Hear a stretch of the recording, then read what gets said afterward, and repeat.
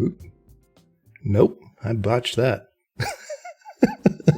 Let's try that again. Adam, apparently you're hosting the show tonight.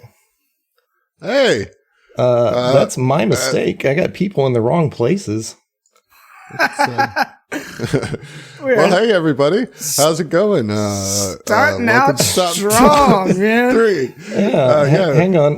This is going to be kind of janky for a second. Let's move you guys around and killing the game. There. Hey, Heath, start the show. Solid 48 out of 55 start there. Oh my goodness. Greetings and salutations, friends and listeners of Southern Tomfoolery, and welcome to TOMTalks Alive 3. That's right, doing TOMTalks on Twitch was so nice we did it thrice. Nice. Which is not to imply we won't be doing more. We definitely will every third Monday. I just wanted to make that cliched rhyme. Yeah. Well, we do have a new producer slot open. Yeah, we do. We can't fire him. He's on the show. Yeah. Anyways, I'm your host for TOMTalks Alive, Heath Parker. You may know me as the voice of Titanium Mike, or Tex Arcana, or DJ Trev, or perhaps even another character or two. I'm joined as always by my co-host, the GM and Space Daddy of Southern Tomfoolery's Apollo Protection Agency story, the creator of objectively the best stoner character ever created for a TTRPG and Weldy from Hacky Sack Heroes. That's right, I'm talking about Adam Kelly. What's up, dude? What's up? Kind words. Thank you. How are you doing? I'm good. I'm freezing, but we're going to get to that. It's cold. And of course, I'm joined by the former producer of TOMTalks Alive and the voice of Felino Marana, a man whose sense of humor is key to Southern Tomfoolery, no matter how much it makes us groan. And you know I'm talking about my boy Josh. Yeah. What's up? I was doing great. You're killing it, dude. You're doing great. So guys, here in the deep south, in the dirty south, it's cold. A little bit cold. It is freezing. And we don't know how to handle it down here. We don't. Like, literally, a little bit of ice on the roads, like we were predicted to get today, didn't even have it where I'm at. All the stores shut down at like 4:30. Like, I went to run and grab a few things. I had to just go by a gas station instead of the dollar store or whatever because everything was shut down. No, our roads were completely covered in snow. They still are. Yeah, and you've got will be snow through tomorrow. Yeah, you've got snow. We've just got misery. Oh yeah. At least it's pretty here. It's just wet and mushy and gross outside. My car door was iced closed when I went to leave, but no snow. Yeah, it's just cold. It's just cold. Like, and all I got are these gas space heaters, and I don't even have one in each room. So, like, they're probably from 1950. Yeah. And so I'm just like sitting here shivering in my house, I've got one of those in my hallway, but it's mounted like really high. So all it does is keep the roof warm. And like, it's the most pointless thing ever, but it's been here since I like moved into this house. And like, even, I was talking to my grandma the other day. She was like, do you want to rehook up gas to get that heater working? I was like, there's no point unless I moved upstairs. Right. In the attic. Oh, well, I hope despite the cold, you guys are having a good day. I'm happy to be here with you. Yeah. I love TOMTalks, man. So now I know this is a topic for which Adam has a lot of disdain, but yesterday was Valentine's Day. So I hope all you lovers out there had a wonderful day with your significant others, full of Eskimo kisses and chocolates and all that good stuff. And as the evening rolled in, I hope you had the most steamy, romantic, tantric night of your lives. And you single folk, we love you too. Well, I mean, to that point, I hope you loved yourself. Yeah. Well, I mean, however you got to do it, man. But I know to that point, I know I've mentioned this before, but I've always appreciated the sort of Latin American version of Valentine's Day more than the Americanized version of Valentine's, which is Dia del Amor y Amistad, or the Day of Love and Friendship. So I find it personally a lot more inclusive. Instead of just having like a romantic day with your significant other, it's more about appreciating like all of your loved one, which includes family and friends. It's a lot more of a everyone who's important to you kind of holiday. I just like that sentiment more than the way it's done here, because I think, honestly, there's a lot of negative emotions that can come from the Americanized Valentine's Day, what with all the cultural pressure around Valentine's Day because of what I refer to as the Valentine's industrial complex, trying to force their capitalistic ways down your throat. Boo, capitalism. I do work for the government. I can't say things like that. Yeah, I work for capitalism. Boo, corporatism. Yeah. Anyways, I mean, but seriously, there is some bad that can come from it. Forgetting Valentine's Day if you're in a relationship is viewed as like a cardinal sin akin to forgetting your anniversary, Which is absurd to me. I mean, it's a Hallmark holiday. It's made up to make money and to make people feel bad. They made this holiday to make people feel bad. Well, no, I mean, that is a part of it. The making people feel bad makes them go get gifts even if they're late at doing it, And then if you do, and it's all, depends on relationship and the couple, or however many, if that's how you do things. If you set the bar too high one year, the next year you got to top it, and then you got to keep going more and more and more. And it's like you've got a continually growing Dudley Dursley problem, right? Like, not my last relationship, but I've been in those before. That just like after candles lighting the entire house, like, what the hell am I supposed to do? I'd rather just not. Well, I mean, to the point Josh was making earlier, I always make the joke that Valentine's is Singles Awareness Day. And and though that's kind of jokey, like, it really can be depressing for single people to see couples just flaunt their relationships for a whole day. But on a more positive note, I've always tried to flip that notion around. So even though I consider it Singles Awareness Day, I turn it into a celebration. I dress up really nice and try to go get drinks somewhere, celebrate my singleness, and maybe I'll meet another single sexy person instead of being bummed out that I'm single, Yeah. It's all about mindset. I mean, I've said my piece about it. Y'all hear about it next week. But suffice it to say, it's the dumbest holiday to ever exist. Right. Well, since I know Adam and his wife both hate Valentine's, and Josh and I are both single and ready to mingle, what did you guys get up to this weekend instead of spending a bunch of money on flowers and chocolates? Man, I jumped back into Final Fantasy XIV with both feet. Oh, yeah. Zach's playing that too, right? I've been playing with him, yeah. And that's really all I've done this weekend, aside from getting this set up and then, dropping the ball on it at the beginning. Don't they have a couple like new classes and stuff? Well, there's a new expansion coming out in the fall. So it's kind of gearing up towards that, trying to catch up to be ready for it when that comes out. Right. Zach sent me a picture from, I guess, him playing the last couple of days, but it was a reference to when we used to play Magic the Gathering all the time, and I always liked the figure they have, a Johnny, which is the giant, like, buff, tanky lion man. Yeah. And he was like, there's a class that's just straight up a Johnny. Oh, yeah. Yeah, 100%. So that's cool. Yeah, I've played really that been game enjoying in a while. It. Like, that's all I did for Valentine's Day. I was online with my friend Chris. You guys both know Will. And Zach, like the four of us just running dungeons, leveling characters and stuff. It was a great time. Oh, see, well, that's what MMOs are all about, is like a new expansion drops and like 4 or 5 people get interested and they all play and have a good time for like 2 months until one of them drops out, and then it's like dominoes and nobody plays anymore. Which is, it's kind of an ebb and flow thing. I mean, I've played this game on and off since, probably like 7-8 years now. Right. Since before they did the Realm Reborn, like relaunch the game.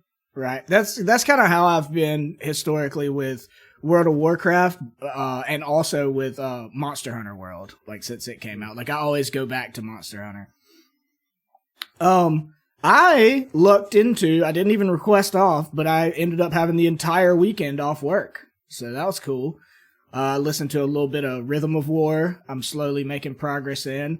But over the last 2 days, I realized I really needed to get on top of the last season of The Expanse, which came out a few months ago, I think. So I watched the entire 5th season of The Expanse in 2 days. It's easy to do. Yeah, it is. It's a very watchable show. And then I went and watched some UFC fights Saturday. Usman versus Burns. That was really good.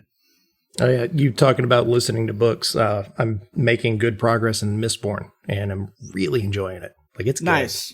Good. Yeah, I think you had asked me, and I was one of the people that said, maybe for you should do Mistborn first instead of commit to... The Stormlight Archives are just massive books. I mean, they're 1,300 pages apiece. So what about you, Adam? What did you get up to this weekend? Man, a little bit of this, a little bit of that. I played a little Death Stranding. I've started that game. And getting into that. It's a cool game. Grace and I watched a little Silicon Valley, and made some lasagna. Today's my daughter's birthday. Yeah, so there's that. Happy birthday. Yeah, happy birthday. Space Princess. I'm sure she's listening. Well, if you're Space Daddy, is she Space Daughter? We're not. No. Moving on. Aren't we here to talk about other things? We're here to do whatever the fuck I want. Yeah. No. Yeah, we are. Sorry, I'm still giggling at Space Princess. Yeah, so we're going to talk about later in the second half. We've got STF Conline coming up. I'm really excited about that, but we're going to have a guest on and we're going to do a big, discussion on that. As far as other STF news and kind of what's been going on the last month, we are edging closer to our goal of doing the Fly Free or Die campaign, which, I mean, there's no end to the enthusiasm I think that this group has to do that AP in particular. Mm-hmm. Yeah, edging close enough to it that Adam decided to make a Discord text channel for it. I didn't make it. You didn't? Who did? That was Zach, wasn't it? No, Zach didn't make it. Who's getting in our stuff and just making these channels? I have to audit the server and see. We've got a security issue. No, yeah, we are getting close. But, I think at this point we're making characters. We're in the character making phase right. of getting ready for it. So I'm excited about it. Yeah, well, I would imagine you in particular would be. You don't often get to play characters. Yeah, but you've got, obviously Weldy, but that's like a once a month thing. But you're playing in some other non-recorded games, huh? I am. And just, I'm doing the Delta Green thing with you and Brian and a couple others. And then I'm playing in a game that Commodore from our Discord is running, a module that he's written himself that he's looking to publish. And so we're giving that a run, and it's been pretty fun. That's cool. I knew you guys were playing that. I didn't know it was something he was trying to publish. Mm-hmm. Shit, good luck. That's really cool. In other news, we had the Roll20 sponsorship for a good while, and that was awesome just to have a sponsorship, period. And we've used Roll20 for a long time. But our sponsorship ran out, and then Zach started playing around with Foundry a little bit and started showing us that. So we're looking into maybe switching over and starting to use Foundry. I think it's pretty likely that we're going to make that switch. It looks cool, man. It looks really cool. It's really cool, the visual and audio components that are just easy to layer in, and being able to move closer to something and the volume automatically goes up or down depending on your proximity to it. And he showed us it was a nightclub or whatever, and all of us were just this is amazing. Yeah, it had moving colored lights and stuff. It's really, just the amount of customization and immersive qualities to it, and just quality of life stuff. Once you figure it out, things just make sense in it. Doors that players can open if they're unlocked. That's crazy. Yeah. You know how many problems we have with doors and desks at Southern Tomfoolery. And, at least some of that may be a thing of the past. Yeah. Though if it comes down to an engineering check to get one open, all bets are off. So I see Vera in the chat mentions that it's an animated map, and I want to just articulate that it's actually not. Like, it's a animated light effect that you can put and place anywhere on the map. You know what I mean? Like, there are animated maps that kind of that are basically GIFs that just roll up under the grid, but this you can like set different points to have light sources that do different things. You know, it's and like have them toggle really like slick. a day night mode to where certain light sources are only visible at night. To like set a campfire, and during the day it doesn't emit light because it's not burning. You switch it over to nighttime, and boom, you've got light from that campfire, and can set the distance and everything. It's so cool.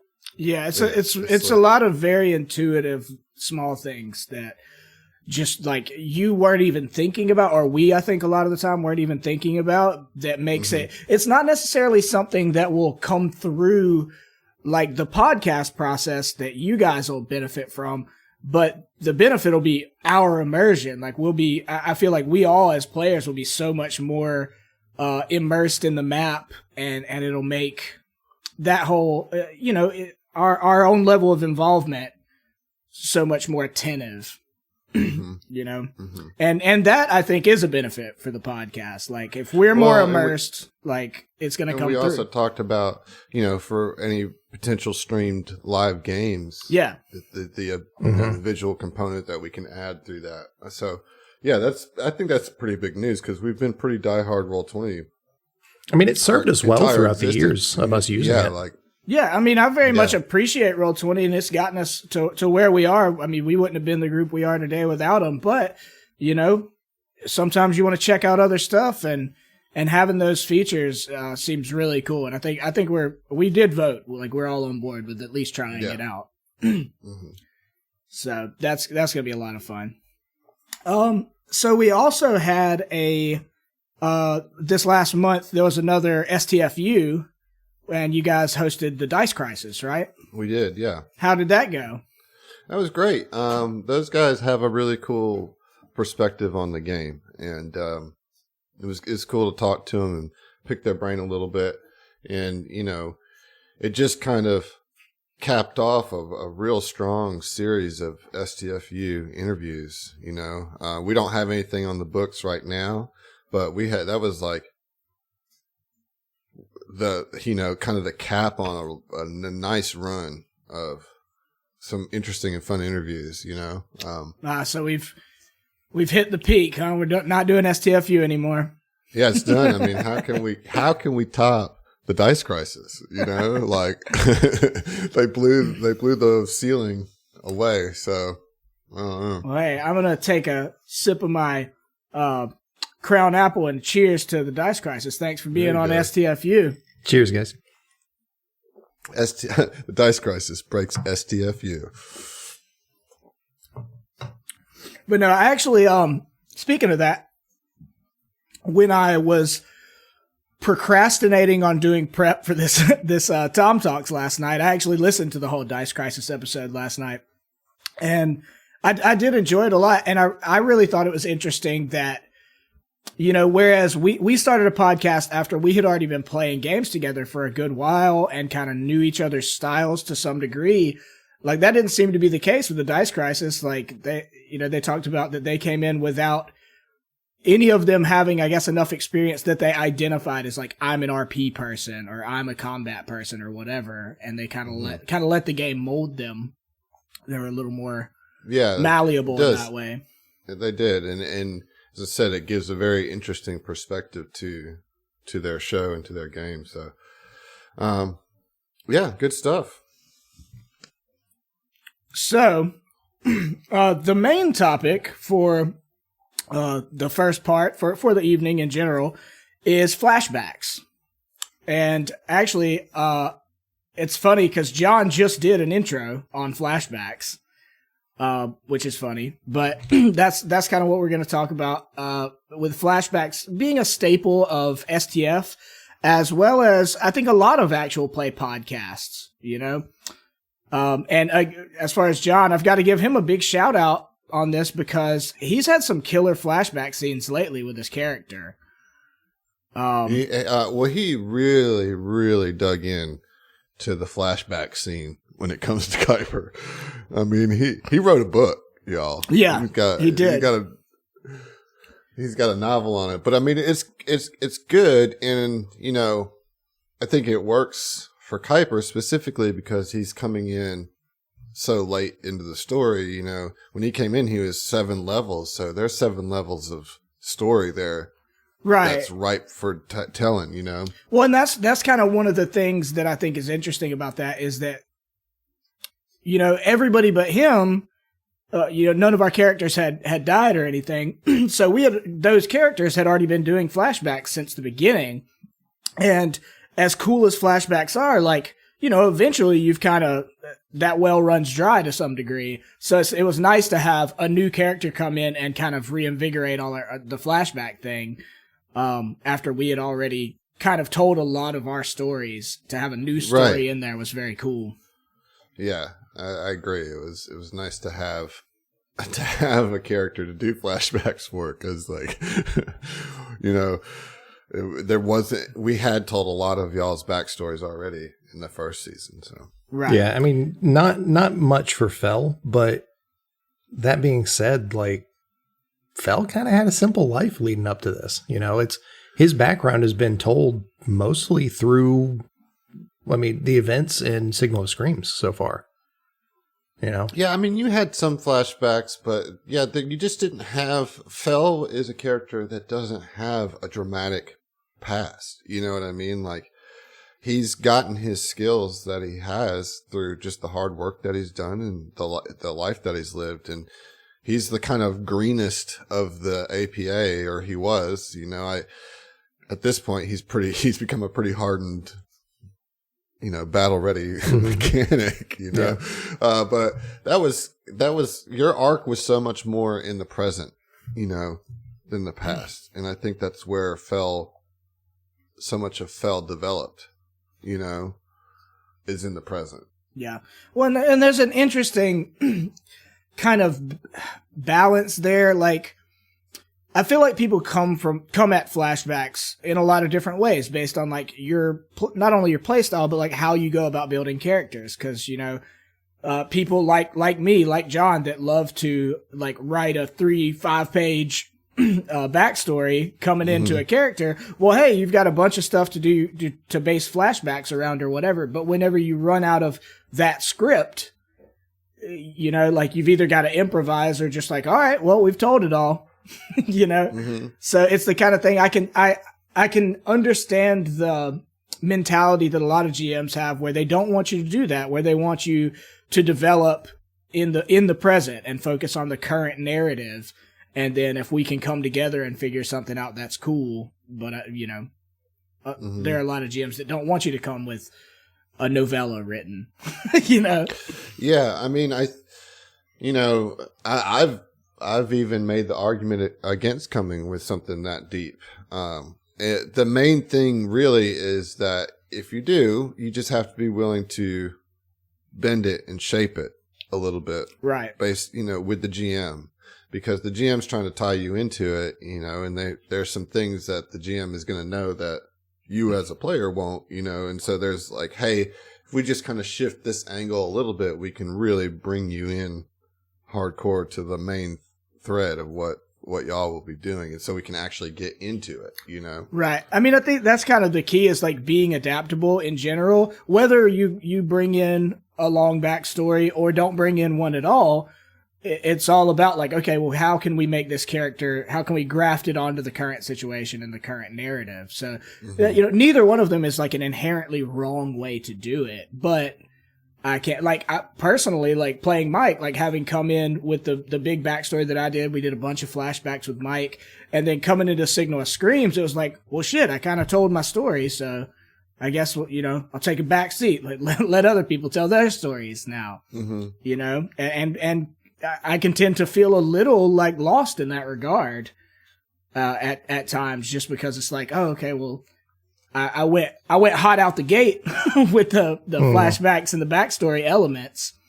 And, But I mean, that's okay. I mean, because like we're playing a campaign that goes from level 1 to 20, right. So there's that spotlight shift is going to move around several times throughout that, and Mike and his backstory and his connection to the Aslanti really carried a lot of the early APA arc, you know what I mean? And now it's like, okay, we've resolved the Aslanti, and now you're much more being developed in the present by your relationship to the APA and what it's becoming, and then the corruption, of course, that's causing you the grief that it is, and so it is interesting sometimes how that shifts to where it's like, okay, there's a story I want to tell that's bringing the past into relevancy to the present, and then there's who am I becoming in the now, Yeah. Well, and a big part of that also is having a new crewmate, like back to John's character Kuiper. That is a way in which all of us as a party, but Mike in particular, is like being shaped and molded in the present by his reactions to this new character, and by the flashbacks that he's getting and sometimes revealing to us, And speaking of John, I did want to say we actually wanted to have John on tonight, because he's done such a good job with his flashbacks and he's so interested in telling that story of Kuiper. But he had a good friend coming in town, and we didn't want to have to make him divide his time like that. But again, I wanted to give a shout out to John, and if you're listening to this in the future, John, you're crushing it, and we love you and hope you're having a good time. Well, so flashbacks in general, can I just tell you why I'm so into doing them? I mean, I already know the answer to this. No, man. Don't need to hear it. All right, cool. We'll move on. What you got, Heath? It's time for intermission. Well, I mean, I did have a little bit about kind of flashbacks in general, which, just as a general technique of storytelling, flashbacks have a long history in literature and in film and now podcasts. Right. But they've become kind of ubiquitous in film and TV, and to the point that it's easy to take them for granted and overlook how powerful they can be and how much of the heavy lifting flashbacks do in some of our favorite stories. Because you think of your favorite, particularly TV shows, and even back in the day, detective stories really utilized a lot of flashbacks for how they built their narratives. But we're so used to it that, sometimes you don't even think about it. You expect them. And sometimes you'll, if you're starting a new show and they don't have flashbacks, you can even have a sense of disappointment because we're so spoiled to having good flashbacks with shows like Lost. That's the one. Yeah. I wasn't capital L, capital O, capital S, capital T. I know, Adam. I was joking when I said no. I do want to hear why you like them. Is it because of Lost? Well, it's a huge reason. Okay. And I'll say that Lost to me is so clearly influenced by Stephen King, who is also very much uses flashbacks to characterize. And that's the type. I very much like that specific style of flashback, to where it's there's a character having a moment in the present that triggers a memory or a relationship to the flashback that makes both of them more poignant. Yeah. What's happening in the now bounces back, echoes back into the flashback, and then the flashback echoes into where their mindset and why they're about to make the decision they make, or why this is affecting them in the way that it is, Right. So I mean, in terms of in technical terms, if you're talking about Stephen King, you're talking about books, not so much TV shows until later. And I was, digging as the English major I am, but flashbacks originally in literature are called analepsis. And there's two different kinds. There's internal analepsis, which tells you about an event that occurred earlier in the narrative, whereas external analepsis, which is what you're talking about, tells you about an event that occurred prior to the narrative. And that's what Lost did so eloquently so much of the time, was external analepsis, external flashbacks, and what Stephen King has done a lot of the time as well. And I think also in terms of podcasts, you almost exclusively see external analepsis, flashbacks to tell the story before the story instead of, because there are great ways in film to have an internal flashback and like, especially like detective, crime noir thrillers, stuff like that, where, oh, I missed this detail earlier in the story that we're telling, and now I know who the killer is, Mm-hmm. But right. that kind of thing doesn't happen as much, hardly ever, I would say, in podcasts. Like, so much emphasis on flashbacks in podcasts is that external analepsis of, tell me the story of your character, years before we ever started, doing this podcast, before this story started being told. Right. The only one of our characters that I think that wasn't that style was Zeno, right? Like, Zeno kind of had some of that, like, oh, this detail that happened. Well, here. Zeno had both. Yeah. Right. Yeah. Yeah. I like, as I said, Stephen King lost that style of flashback and characterizing a moment while doing development for a character. It's just something I love so much. And I think it works so good for the TTRPG space because it's a way to get those cool backstories into the game without forcing an awkward conversation that probably wouldn't happen in real time. You know what I mean? Like, right. Well, and one of the things I love about flashbacks in podcasts in particular, as opposed to TV shows or films, is when a flashback is going to happen, say in a movie or a TV show, there's all these visual cues that it's going to happen. Like the edges might get dark, or it might, look like you're looking through water or something like that. Mm-hmm. And then your brain's like, oh, okay, this is a flashback to an earlier period in time. Colors are muted or something like that. Yeah. There's great examples of like, going to black and white in a flashback or something like that. Mm-hmm. So that's how it's done in film and television, is with all these visual cues. That is a very subtle and smart way that your brain decodes that. But one thing I love so much about podcasts is that being in a podcast, it is not only the story that you're telling, it is you guys playing the game that is telling the story that you're telling. So like, there's something unique about that, in that, like, think about our doodly doos, right? We don't all know what's about to happen with this flashback, and it's not just seamless, like the story is being told and then a flashback is happening. Like, we get the chance to stop and be like, okay, I'm going to need some doodly doos. And then everybody gets so excited, like, oh, what's about to come, like, oh, whose is it? That kind of experience is something you don't get out of watching a TV show or a movie. Like, you might get excited, but you don't get excited together and have that mystery of like, ooh, whose flashback is it? Right. I think there's something that flashback in the moment type deal. Right. I just think there's something really unique about the podcast medium in terms of flashbacks, that it's a very unique kind of joy that we all get together that's very different from reading a book or watching a flashback in TV. Mm-hmm. I agree. Same. That's why I do it. That's why I like them. Yeah. So I'm actually curious, Adam, is there any reason that you don't like them, or you would choose not to do them? Okay, so I think that they have the risk of becoming self-indulgent.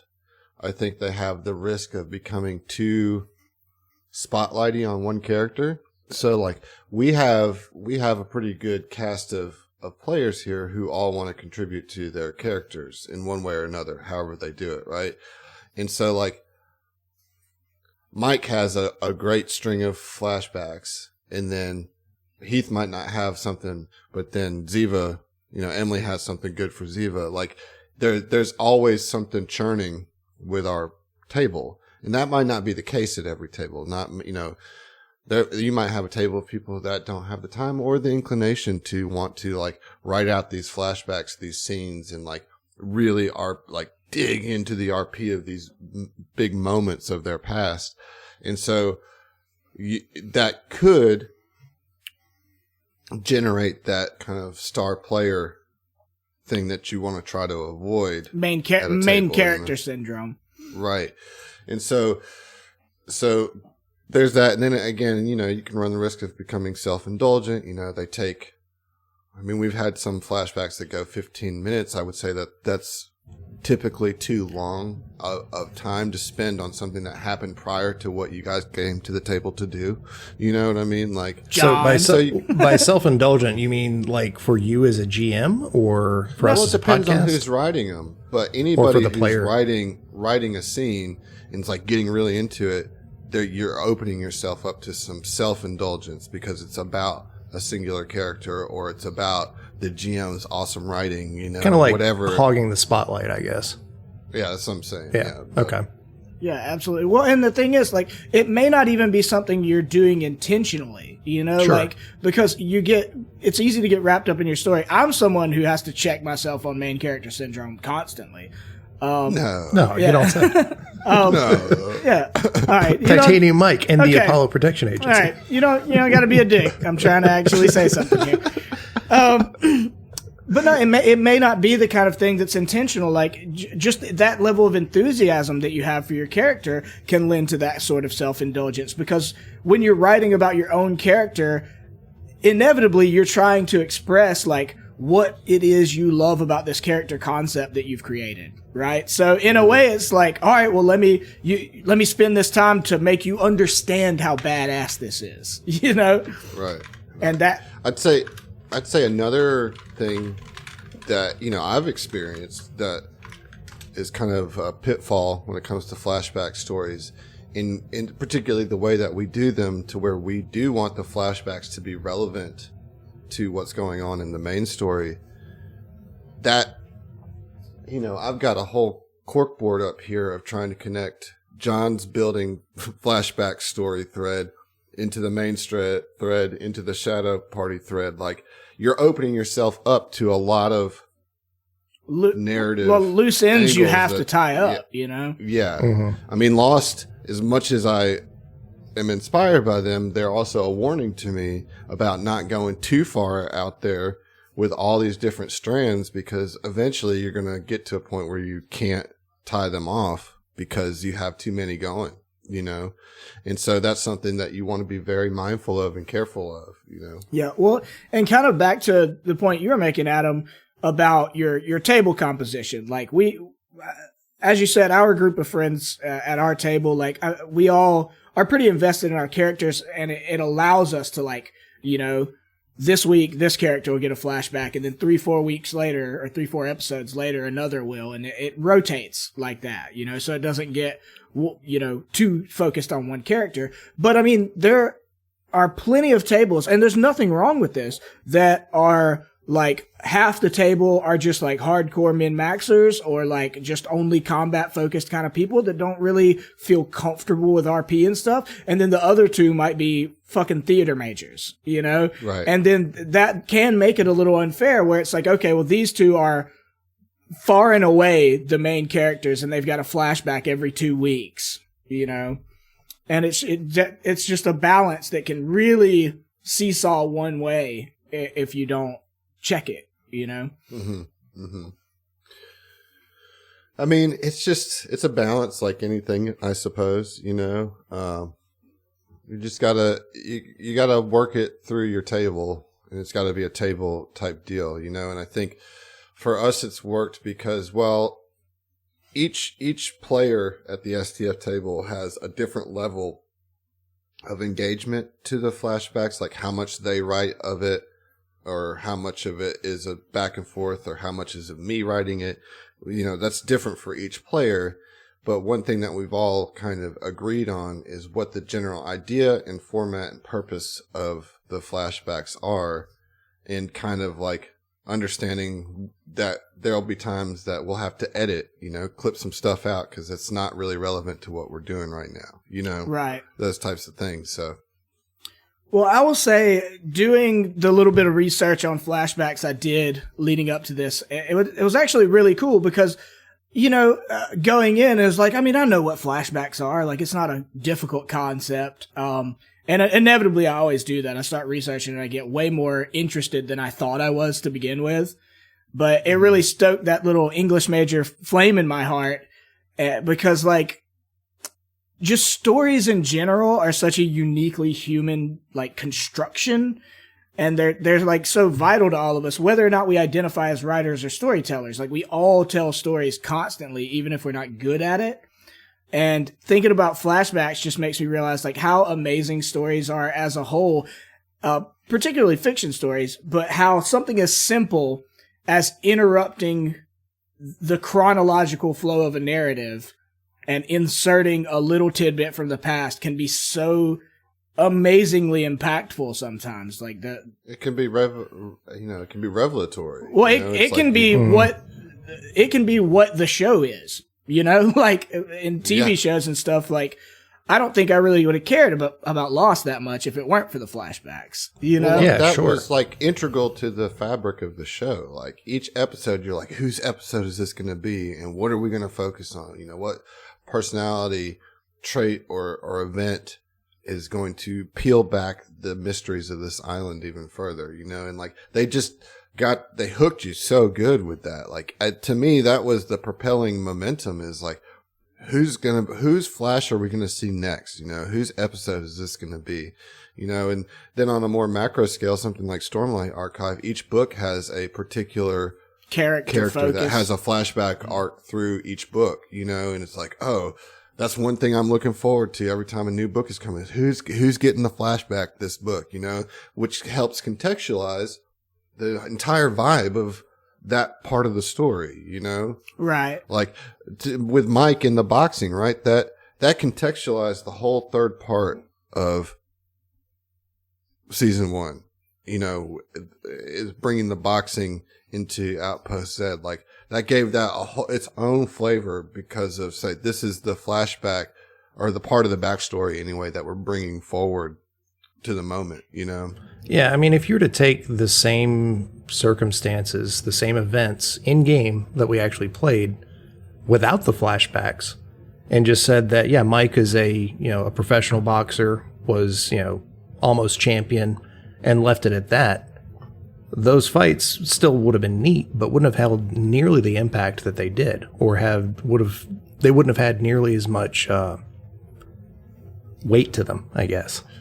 And like Gardenzio in Signal of Screams, like the whole table knew the significance of Gardenzio showing up at New Elysium because of the flashbacks, right? Versus rather than just Heath knowing, being like, "Oh, this is somebody from my backstory." Oh, cool, and everybody's like, "Oh, okay." Yeah, like I don't give a shit, right?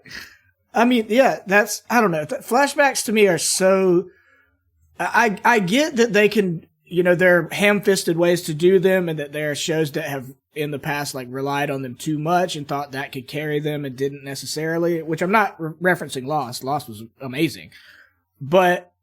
It just really, again, it makes me realize like that writing fiction in whatever way that you do it is a building process. It's intentional. It's a construction project. And that is like such a cool tool that you can use in the construction of your story. Like it made me think, I wish I had been, 3,000 years ago, the first guy who ever thought to use a flashback. Because, I mean, there's examples of flashbacks or analepsis, rather, as far back as the ancient, Indian, Sanskrit, the Ramayana, ancient Indian works that are pivotal to their culture have examples of flashbacks in them, It's not a new concept. But could you imagine being... Wait, we didn't invent flashbacks? We did not. All right, you're... I thought that was Family Guy. I get that you're a method actor, but you really need to back off of Weldy a little bit. But yeah, I mean, I've got the beanie on and everything. I see that. But yeah, I mean, it's just such a cool tool to use, because flashbacks are one of the most effective ways to inject a massive amount of meaning and understanding into a character or situation in such a short amount of time. Generally flashbacks, I mean, granted, Lost did a shitload of them, but generally they're like a few minutes long thing or a few pages long thing within a much larger work. So something that small to do so much work and so much of the heavy lifting is, it's just astounding. I agree. I like me some flashbacks. And I mean, there's plenty of stories that are very linear that have no need of flashbacks and are very well done, but thank God that tool is there. Mm-hmm. I mean, just something as simple as interrupting the chronological order of a story to do as much as it does in our own game even is so cool. I was going to ask you, Adam, one of the sort of impactful things about flashbacks is not just the added backstory, but the insight we gain about a character who just had a flashback in the current narrative present. So as a GM, do you find it difficult to know when to initiate a flashback? Like, I feel like I know you have like a general idea of like, I know I'm going to do it this episode, but like, does pulling the trigger on it ever like paralyze you or become difficult? I mean, generally, I'd say no, but there's definitely been some instances where it's like, it feels like it's a real hard pivot from what's happening in the moment. You know, it's like, I have to like be like, okay, stop doing what you're doing. Hey, we're going to do a flashback here.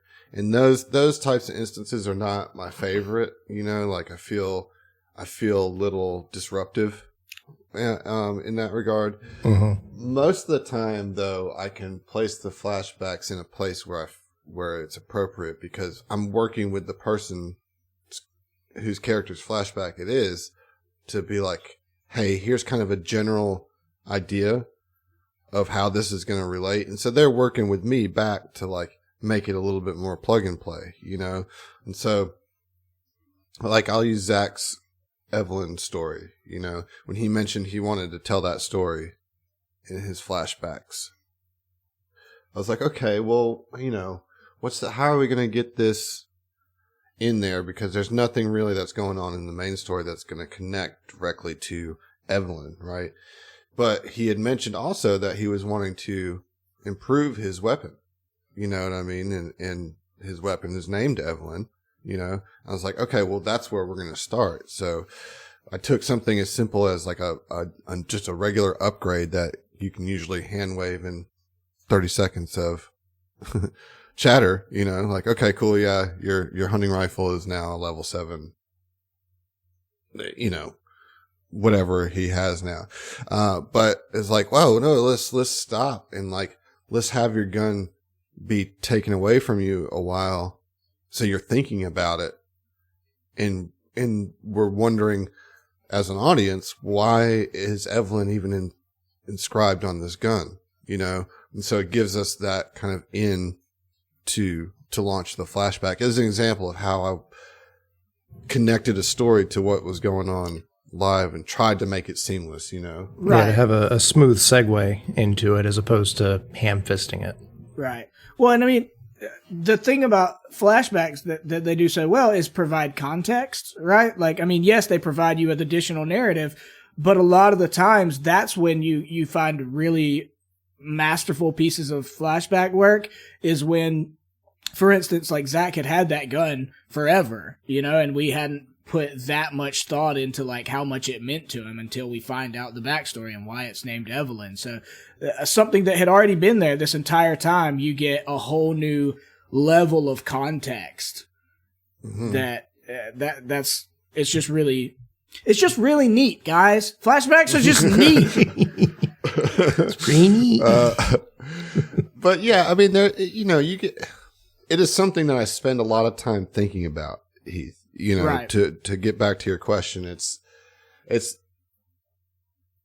I try to make it seem effortless, right? But it's not always that way. You know what I mean? But I think with a little give and take from GM and player, you can get there together, you know, and that's generally been the case. There's only been a few times where I've been like, okay, this just doesn't work right here. You know, we can maybe come back to it later or whatever, but this has no spot to exist right here. And that's only happened like a couple times over the course of all the episodes. Well, that was kind of my next question. I was going to say, obviously you communicate with the players leading up to a flashback, but that said, even when you know one's coming up, are there situations where the player whose flashback is approaching has messed up your plans for when to do so? Like you fully intended, like, all right, we're doing this flashback this episode, and then the player does something that screws it up or delays it. It's more like the group will. You know what I mean? It's I can't say that I can think of a time that the player whose flashback it was supposed to be did something that was like, okay, well, now we can't do your flashback. Yeah. Dummy, well, generally they're in on it too. You know? Yeah.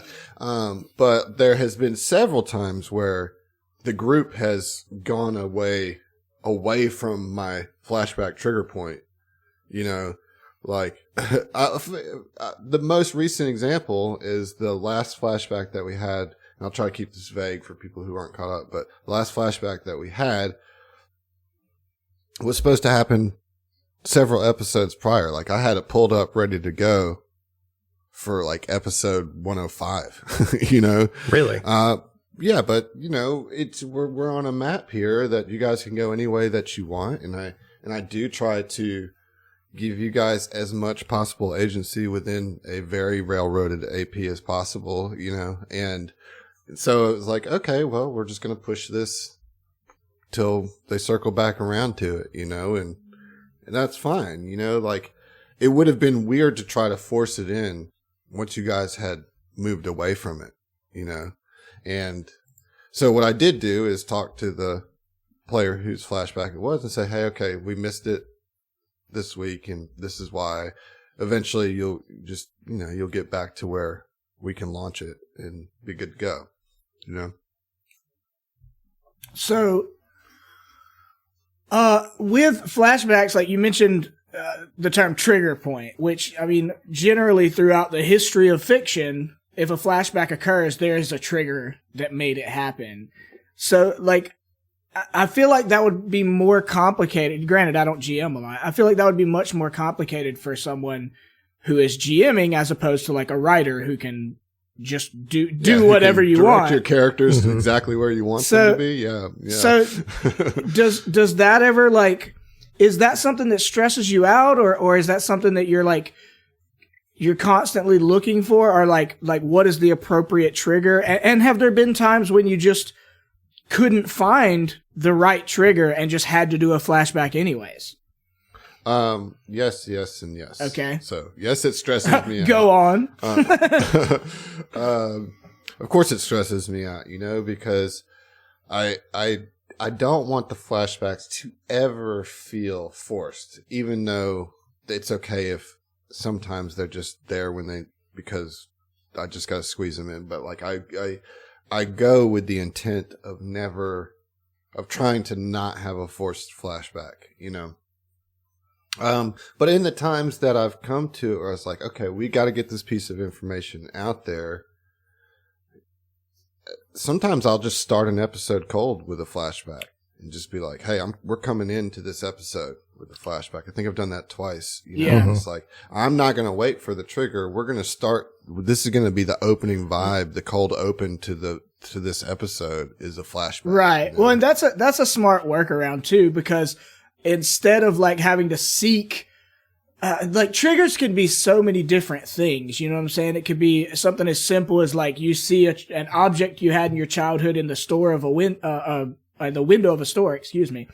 Or it could be a conversation or whatever. Like there's so many things that can be triggers, but you can't really influence them that much to like get the trigger that you want. So I think that is a smart workaround if you do the cold open, flashback. But it does make a statement. It says like, hey, then it's like the reverse. It's instead of looking for a trigger, it's implying like, hey, now we've done this flashback, be looking for something that's going to happen with that character, you know? Yeah, that's relative. Right. So then it's like reverse trigger hunting, you know? Right. Yeah. I mean, you know, it's always,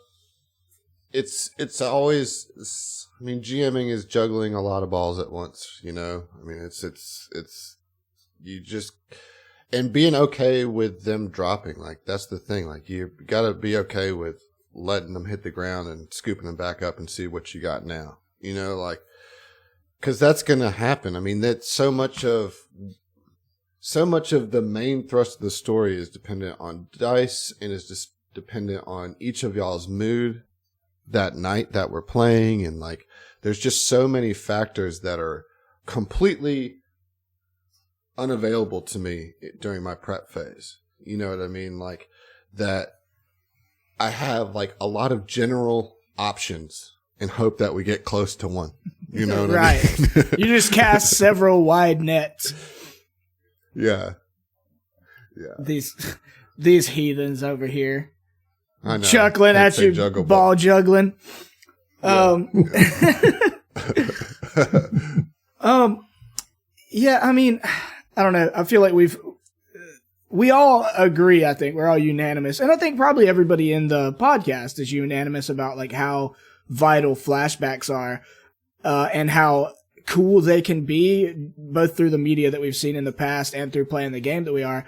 But I do think that doing an actual play podcast, it kind of, I hesitate to say this forcefully, but it kind of forces flashbacks on you. Like that's a technique that you almost have to use in this type of game and this type of media because it's not visual, because you can't show the flashbacks and you are intentionally creating characters that are supposed to come from somewhere and you're supposed to open that up as time goes.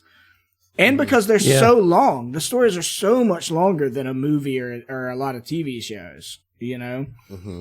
Yeah, I personally, I don't think that they're absolutely necessary, but they definitely add a lot of flavor to the show and make it a lot more entertaining and more enjoying to listen to, or enjoyable to listen to. I guess I was overdoing it, saying it forces you to do it. But I think if you want to tell a story with a TTRPG in the way that we do, that is such a valuable tool that like you almost, at least from the storytelling perspective, like for you to not utilize it is like tying a hand behind your back, you know? Mm-hmm. You know, I'm just going to devil's advocate this just because, you know, even though I'm firmly on the side that flashbacks add a great deal to an actual play podcast, I do think that there is, that it depends on the type of story that you're trying to tell, right? You know, like we are very into the persons of our story. You know what I mean? Like that's just all of us. One reason that we've all become such close friends and like is we share a similar taste for the types of stories that we want to consume. But there is another story that is very much this is the present, this is what's happening, and it's in like there's a whole belief that the most interesting thing that happens to a TTRPG character should be what's happening at that moment in the game, because they're progressively getting better, stronger. You know, their most impactful part of their existence should be the game that you're playing, because that's the point, you know, like, and I think there's an argument to be made for that there is a different way to tell a story that's more about propelling characters based on what they're reacting to. Yeah, no, absolutely. And I'm not disputing that at all.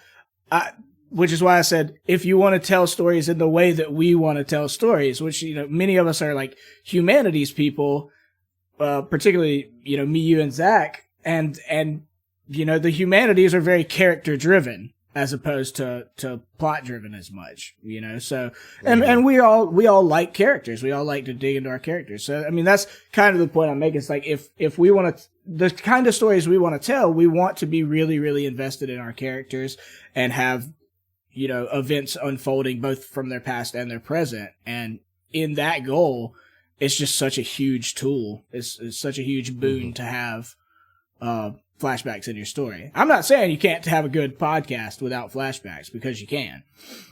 Mm-hmm. It's just a different type of story, you know? Yeah. It's much more like a story that's built strictly on forward momentum and like, you know, I am on this adventure because I didn't have a life before this, you know, like this is the life that I'm choosing. This is the my destiny that I'm going to seek, as opposed to having this tragic past that influence. You know what I mean? Like, oh, hey, that's Fel. Yeah. That's why you don't have very many flashbacks, but that's okay. You know, I guess that's what I'm saying is like, that's okay. Yeah. I mean, like I've thought about writing more or some backstory with his history with Eclipse and all that. But like, I don't know. Like it doesn't seem, I guess it does feel like it'd be indulgent and like trying to shine a spotlight that doesn't need to be shown because it's already been told. Well, and shown through the games. Don't worry, folks. Next episode 107, you're going to get a lot of Fel characterization. Oh, it was so fun. So good. You guys, I can't wait for y'all to hear episode 107. It's so much fun. Well, I do have written here, Josh. I had a couple questions for you. And it was to the point that we're already making. I was going to ask, like, as a player, do you like to write flashbacks? I know we kind of mentioned that Fel doesn't have a lot, but I wonder, like, to what degree is that, because you want to play a character that's kind of doesn't have this tragic backstory that kind of lives in the present or whatever? Or do you, is writing flashbacks something you enjoy doing or not enjoy doing? Cause that is your prerogative and it's fine either way. Yeah. For me, it's honestly difficult to want to write one because as a player, I personally would rather have my character's story come out while I'm playing versus something that I dictate and choose and potentially lock myself in on some details versus, I guess, being a little bit more flexible and potentially being usable by the GM if they need somebody or a character for a certain thing, or there's a story beat that they want to try and fit that fits my character. They can make that happen. That if I'd written something different, might not work. So partially, to be honest, it's difficult for me to try to sit down to write something compelling without feeling like I'm blowing smoke up my own ass. Yeah, see, that's, I kind of I've always gotten that vibe about you. And like, part of me hates it. Like, I wish you would like fucking do it. Just write a dope ass flashback or a dope ass backstory. Cause like, I totally understand like wanting to be malleable and usable by the GM and not wanting to cut off any avenues of them. But I don't want you to be too malleable, you know? Like, fucking do something you're really interested in, you know, in terms of backstory and stuff. Well, who knows? Likely not with Fel, but future characters. We'll see. Get that juicy gloom bot. Ooh. Flashback. Get that deep. Well, flashback. Again, to Josh, like we mentioned that your flashbacks as Fel have been fairly sparse compared to other members of the party.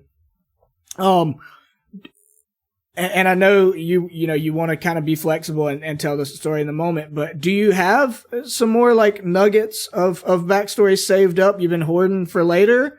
Or like I have some moments. They're not like written out, but I have a couple of moments, but it's really just a matter of if they ever become relevant, you know? Right. And if they don't end up being told by playing the story. You know? Yeah. Okay. I was just curious. I think that I know those moments, and I think that they have definitely influenced how Josh plays Fel. Oh, for sure. You know, like it definitely, while it might not have like all the pizzazz that a dedicated flashback would require, those moments are very important to who Fel is. And is seen through the way that Josh characterizes Fel. So I mean, and a lot of that plays into, as I said, you'll see in next episode 107 of how I improvise that interaction is based off of what I know of Fel's history that seems innocuous on paper, but like gives all sorts of room to just kind of play with, you know. Mm-hmm. Well, and that's the other thing too. Like those story beats have acted more or less as a seed for how I'm playing the character, but having those explicitly told as a flashback to me feels like, I guess, unnecessary because they do, or because Adam is in on it and has done a great job of helping me, I guess, show those through Fell's actions, and having those seeds to, kind of fall back on as far as where he came from and more of a backstory than, flashback moments. Yeah, it feels like, and I don't mean to put words in your mouth, but it feels like you're saying you're almost like afraid of the permanence of a flashback. Like, that like, hey, like this is an idea I have that has been kind of foundational to how I play, but maybe the things around that moment can still be amorphous in my head or in terms of how the GM wants to use them. Yeah, I mean, I can totally appreciate that. And that's one of the interesting things about a backstory versus flashbacks. Like, especially people like me and John that write big, long backstories, like, we know we're not going to get all of that in flashback form, and even the stuff that doesn't come back and be told in a flashback, it still informs the way you play a lot, and those can be really interesting, very special and very personal to you that they may be things you never share with anybody, but like that is how you view your character and the actions that have influenced them in their lives. And that, some of those things may never ever come out on the show, but have a vital importance to how you make your character's way in life. Absolutely. All right. Well, what a hefty and neat conversation. That's been great. It's just been so neat. So I think it's about intermission time. When we come back, we're going to talk about STF Con Line. We've got our last part of this 3-month segment of trivia. So we can get our trivia out, tally up the winners, and give out a special gift, special prize. And then, as always, we're going to have listener questions. So stick around. We'll hit that intermission music for you, and we'll be back in just a little bit. Yeah, this time it is actually going to be 15 minutes. So a real 15? And a solid exact, well, maybe not to the millisecond, not but an like arbitrary within the second. 12? An actual 15. 15. All right, well, I'll see you guys back here in 15 minutes. All righty.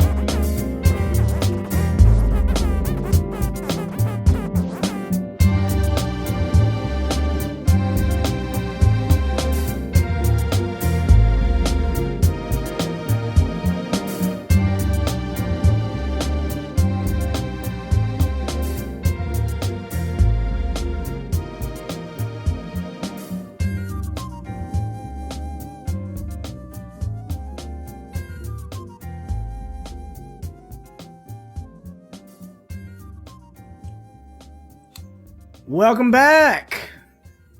Hey guys, host, co-host, producer, former producer. What's up? It's been so long.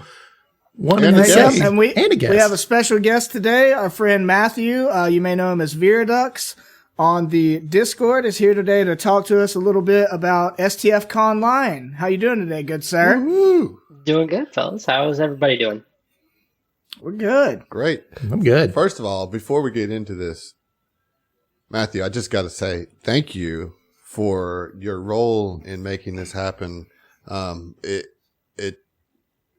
it's a big project to undertake, and I really appreciate what you've done to kind of help facilitate that too. So thank you very much. Thanks for being on the show. Glad you're here. No problem. You're another example of our skill at finding really intelligent, awesome people to do skilled labor for us for free. Yes. Just wait, I'm gonna start charging you guys. It's like, look, we pay you in Discord. Oh, there we go. I'm up to 4. Well, you are a Passo pal, right? Yeah. Yeah. So you get at least the benefits of that. True. Yeah. True. So welcome back, listeners. Like I said, we got Matthew here. We're going to talk about STF Conline. I assume being living in the Discord like I do that everybody knows about it, but that may not be the case. So, why don't we break down what is STF Conline? You asking me there, Heath? Well, I was just hoping anybody would jump in. So it's a weekend of people playing games and people running games, and we're hosting it.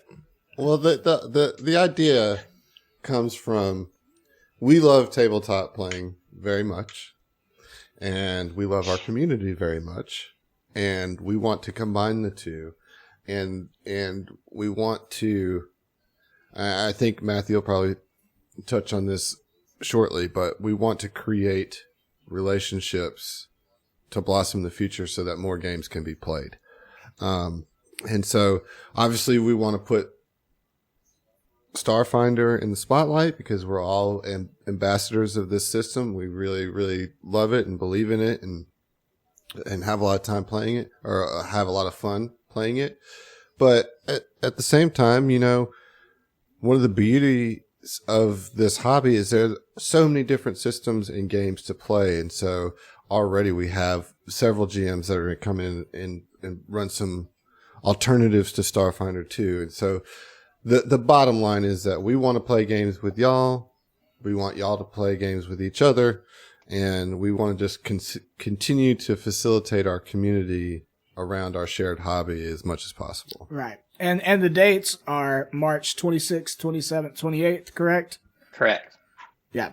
So there's a bunch of slots that you can sign up to GM any of those days. How many slots do we have on each day? Well, it varies on the day because Friday is a half day. Just because we assume that a lot of people are still going to have to work on Friday, so there won't be as much availability on Friday. So it starts at 1 and goes till 3 a.m. officially. Okay, so that being said, this is Southern Tomfoolery. I expect there to be several unofficial things happening over the course of the weekend.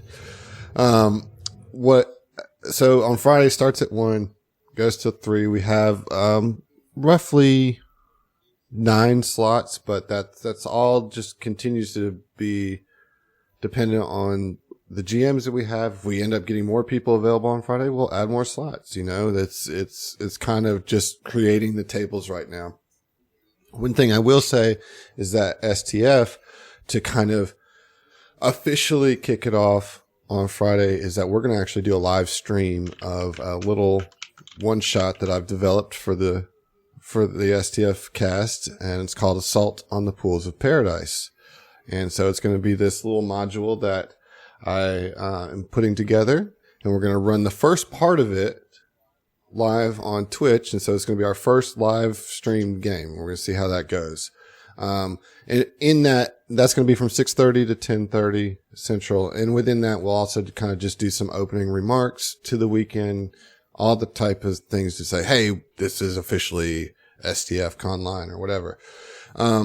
The cool thing about that is that that's only part 1 of the Assault on Pools of Paradise, and we've actually set up several different time slots to play part 2, and that's where you guys get to come in and join in the defense against the Pools of Paradise for part 2. So looking forward to that. The defense against or the defense of? The defense of. You're defending against all the Pools of Paradise have been all corrupted. The employees of the Pools of Paradise. Yeah. And so Friday, kind of a half day, Saturday, full day. right, Vera? Yeah. We got like slots out the We frame. got 21 different slots. I think we got 2 every 4-ish hours. Oh, wow. Yeah. We also, it's pretty much nonstop TTRPG action. So This is way bigger than I thought it was going to be. Yeah. That's amazing, though. And then Sunday is another short day as far as slots. We're doing slots from 11 to 6. And then we have like a 6:30 kind of closing finale of the weekend that STF will do again on Twitch. So that is still kind of up in the air, the particulars of that third part. But Sunday is going to be kind of like a brunchy TTRPG. Imagine that a lot of people will be recovering from Friday and Saturday on Sunday. So, that's where we're at now. I can't wait until the con line in general, but I know there's one of those 3 days, me and Griff from Hideous Laughter are going to be up till 6 o'clock in the morning. And be like, all right, I got to. So don't give you the Sunday morning. Don't put me in slot. anything morning. I don't. Anything before 1 p.m. Right. Central. Which I will be GMing one of the sessions of part 2 of the Assault on the Pools of Paradise. I think 2 or 3 of the other members of STF will also be GMing some of those, so a lot of people will get the chance to do that. And that'll be a good time. And I'm super nervous about it. I don't GM very much. Well, okay. So to that point, I want to tell everybody that like the point of this is not to be the best GM ever, right? Like the point of this is for us to hang out with each other and explore these games and systems. And so like there is, I know I can say this as much as I want, but I'm going to say it anyway. There is no pressure when it comes to the GM. We're just want people to set up tables for people to sit down and play at. So, if you have the interest in it, you got lots of resources here that can kind of help get you started. And, don't be afraid. It's the exact same philosophy as TOMTalks. Like I messaged, Matthew before we got on tonight and I was like, hey, don't be nervous. No pressure. This is 90% us just hanging out. Mm-hmm. So it's the same kind of vibe with that. Like getting a game, GM a game, most of it's community building, hanging out with people, and you also get the added benefit of being able to play a little bit of TTRPGs. This is supposed to be a good time above all else. This is I think an important clarification. He asked, will all the part 2 scenarios be played from the same script, or will all of the player characters exist in fiction? I think it's kind of a confusing question a little bit, but Adam, will you tell us part 2 will be a continuation from part 1? It won't be just doing part 1 again, right? Right. So part 1 will be introducing, all the STF players will be playing a different character. They won't be playing any of their APA characters. So they'll be playing people that work at the Pools of Paradise. And then my intent is that part 2, those become the key NPCs of part 2, and so then your players who are kind of working with the NPCs that were established in part 1 to continue the defense of the Pools of Paradise. And so as it stands now, they're all going to be operating off the same script just because, I'm not trying to write that much material for one weekend. I'm Jeez, sorry. Get it but together. I only have so much you time. lazy son of a bitch. But I will say that like the idea is that all of you are helping to defend the Pools of Paradise. So while it might be kind of the same scenarios that are running through, each GM is going to run it different, and each GM is going to kind of have their own feel. But all of your characters did help protect the Pools of Paradise in canon. You know what I mean? So like he just followed up asking, will it be like one player party defending a certain corridor, another one defends another corridor? No. It's all the same one shot run by different GMs. And I'm going to tell you right now, get in my game, because I'm going to be the most fun and the least able GM.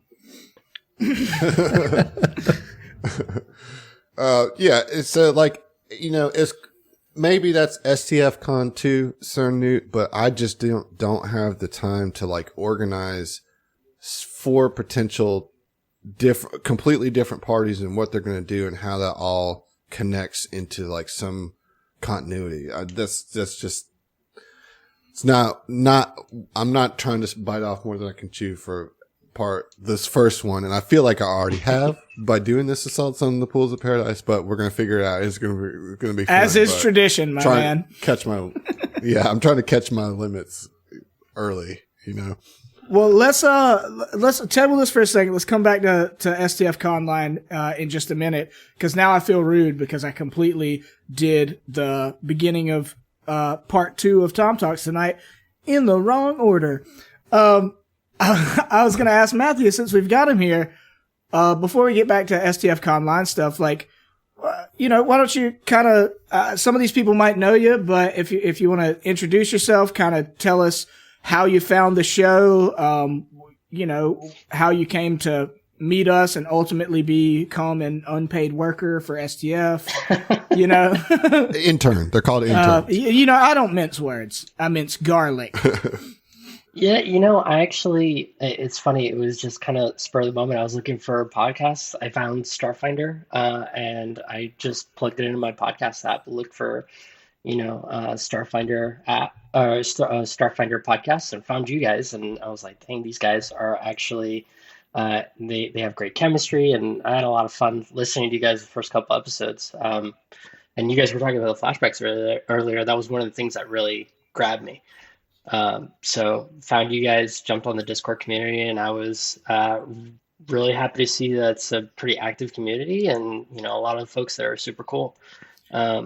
I mean, we had the great Veridu. No, that's what I was saying. Like, correct me if I'm wrong, but like you crushed the entire podcast in like, I feel like it was 4 hours. I don't even know how you bent. I don't know how you bent space time to make it happen, but it's a combination of probably about an hour and a half commute every day during the pre-COVID times. And man, I binged every single episode, made it to, I don't know, we were up to like, 60 something by that point.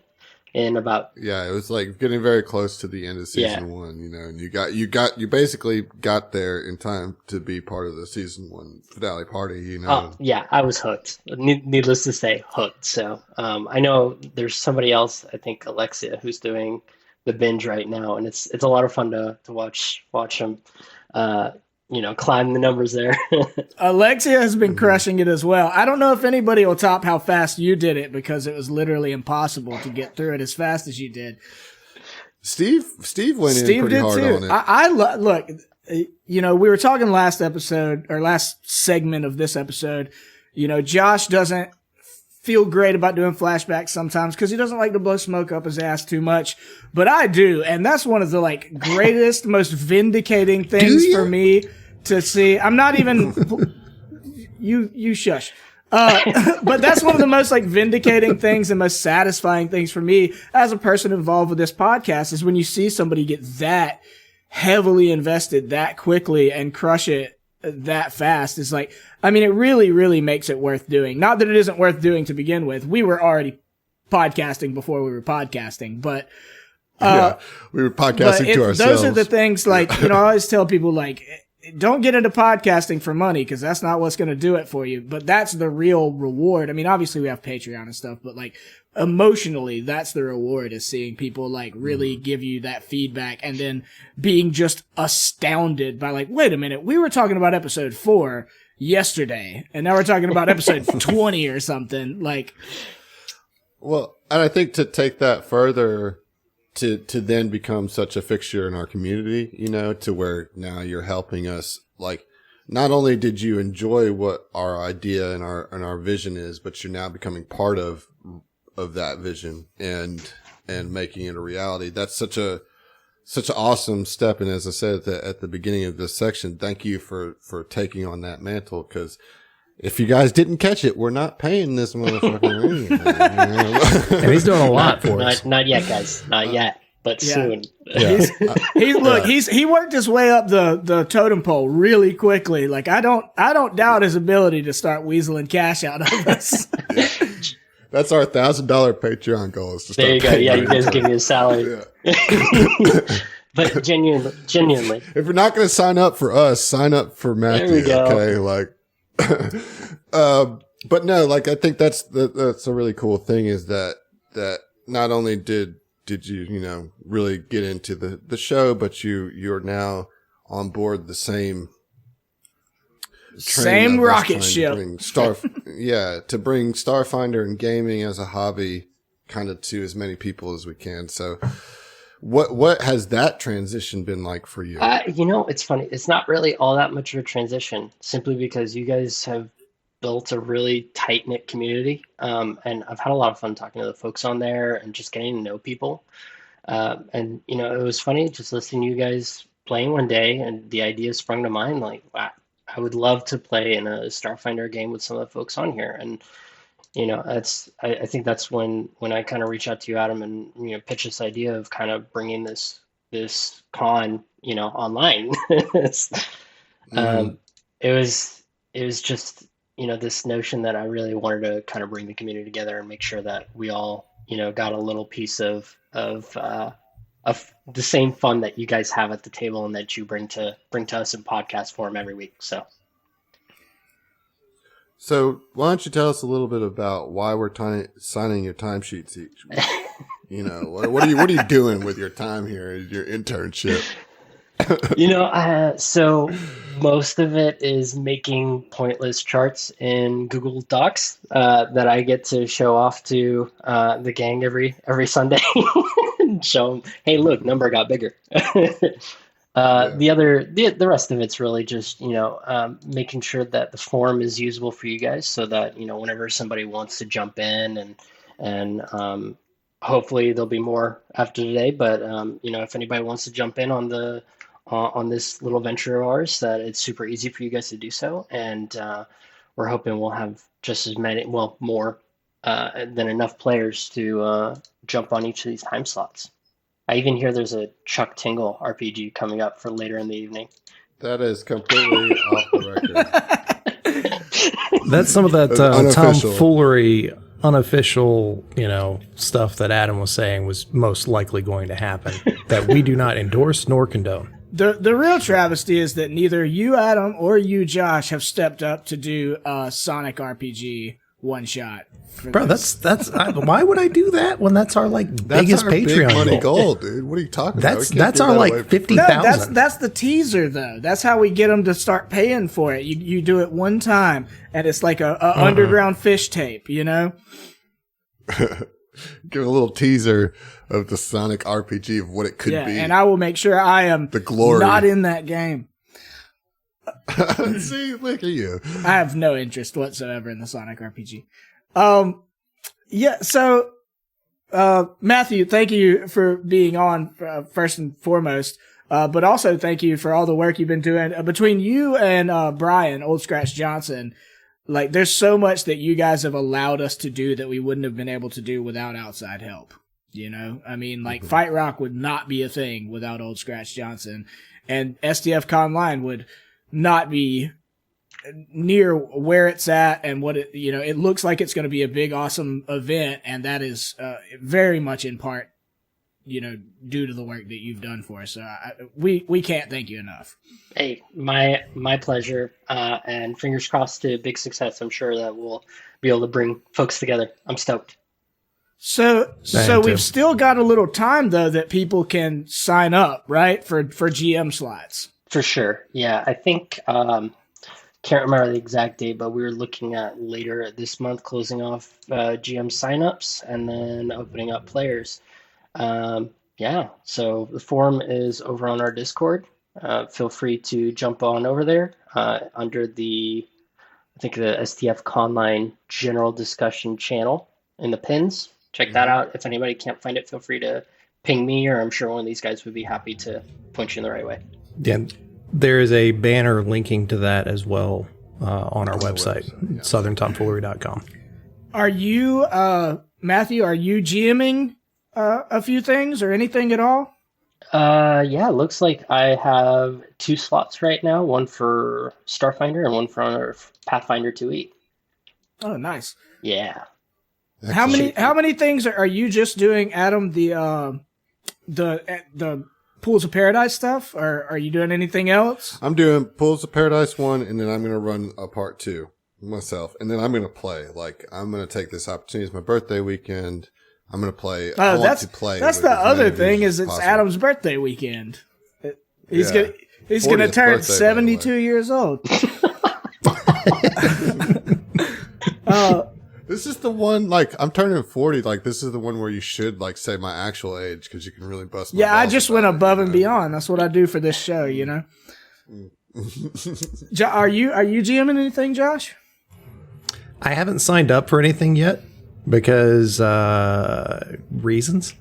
But I do plan on looking at it and signing up for a couple of things. It'll be my first time actually GMing anything, so that'll be interesting. You did a great job on TOMTalks, doing a combat. I mean, that was one monster. I mean, I get I've played enough games to get the cadence of how it works in combat and stuff, but the actual rules lawyering is very different on the other side of the table. Yeah, but one thing about running one shots is that the rules lawyering is like way. It's a lot more loosey goosey just doing a one shot. Yeah, like you just got to make sure everybody at the table is having a good time, and like get them through the adventure. You know what I mean? Like, and I will say this because I'm sure somebody is thinking that these are not going to be actual society sanctioned games. That's something that we'll probably look to do next time we do this. But honestly, we want this to be as pressure free as possible, and we don't want to bring in like extra work for our GMs to try to get everything chronicled and everything like that. And we're just not at that position to make this a fully society sanctioned thing. Well, and one thing I wanted to add is if anybody's a new GM, if anybody's nervous about GMing, feel free to reach out to me directly. I'm more than happy to coach anybody through anything and work with them on figuring out some rules, setting stuff up, getting things ready. And even, mid-game, if you're running into an issue, just DM me and we can figure it out. I honestly think anybody can be a GM and, make sure that they're, they get to have fun with some players at the table and make some new friends. Well, I actually got to play in a game with Matthew pretty recently. And Brian, too. Yep. You want to real quickly tell them what that was? Yeah. So Paizo put together these really cool little short one-shots. They're called bounties. We did one called The Cat's Cradle, and I don't want to spoil any because I think somebody might be doing a bounty, and I want to make sure I'm not spoiling their story. But it was a lot of fun. It was in Osiris, I think it was. But it was a lot of fun. Osirian? We played with Sir Newt. Osirian, yeah. Played with Sir Newt, Porter Paladin, Brian, and you, Heath, obviously. And that was a lot of fun. It was really some quick encounters. It was a good way to get your feet wet with Pathfinder 2e. So, yeah. Yeah. Again, the idea of this weekend for our first Conline is to have fun playing games together. That's where our head's at right now. Like we can expand this and make this a much more like organized thing, I think, next time. But right now we want our community to play with each other, and that's where we're going. So sign up. Yeah, exactly. Be there, be square. All right. Well, again, Matthew, thank you for being on and for all the work you do. I guess we're going to let you get out of here. Stick around. We got listener questions coming up. So if you got any extra questions you've come up with in the experience of actually talking with us in person, like hit us up. We're going to do them. All right. Thanks, guys. I appreciate you having me. It was a lot of fun. Yeah. Thanks. Yeah. Appreciate you being here, man. We'll see you. We'll see. All righty. So, very exciting, or at least I think so. We've got the third leg of our first run of trivia questions. Oh, so this is the final round for this prize. Leg, yeah. Every third. Can we get some ham horns, Heath? I'm blinking that trivia time button. I can do that.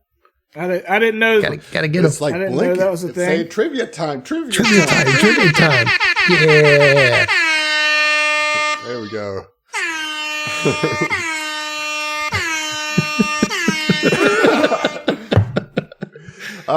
Josh, do you have the scores? Yeah, I do. You better. Let's see. Cool. I do. I actually went back because I know the second or the last time that we did this, I was like, I don't remember about the first one, but luckily we're recording these. So I was able to go back and listen and find. Currently, we have Nusheo with 4 points, Old Scratch Johnson with 2 points, Buster Knuckle with 1 point, and Pharasma Saves with 1 point. All right. Well, Nusheo is not here tonight, so maybe you guys can. Maybe we got a steal in the works here. Okay, here we go. So it's three questions. Go for it. Alrighty. Let's get them going. So the first question, the easy tier. All right, and this episode obviously was about flashbacks, so there's implications there. First question, the easy tier is: which PC on Southern Tomfoolery had the first flashback of the show? Here we go, and you guys got 10 seconds. Give it more than 10 because of the delay. I mean, 15. Well, yeah, I'm 10 off of when they get it. You know what I mean? Like, we got to worry about the delay. They don't got to worry about the delay. It looks like we have our two winners nonetheless. Veridux and Terp, otherwise known as Egg. Yep. Got it in first with both of them answering correctly. Mike, clueless, just missed it. But there you go. Mike had the first one, and that was what? Heath? What was That was the Aslanti invading the place where he was from. Episode 4. Yeah, End of episode 4. Last night, getting ready for this, I went back and I listened to the first 8 flashbacks of the show. And that was a lot of fun. And that, like, to be as early as we were in not only the show's story, but the production value of the show, like, those early flashbacks, the Mike one, and then, each of us had one after that in the next, 4 or 5 episodes, or 10 episodes, or whatever. Like, they all really, I think, tooting my own horn, I think they really, a lot of people have said that hooked them. Those flashbacks really did it for them. Okay, so question number 2, the medium question. Who was the first non-PC to have a flashback? Who was the first non-player character to have a flashback?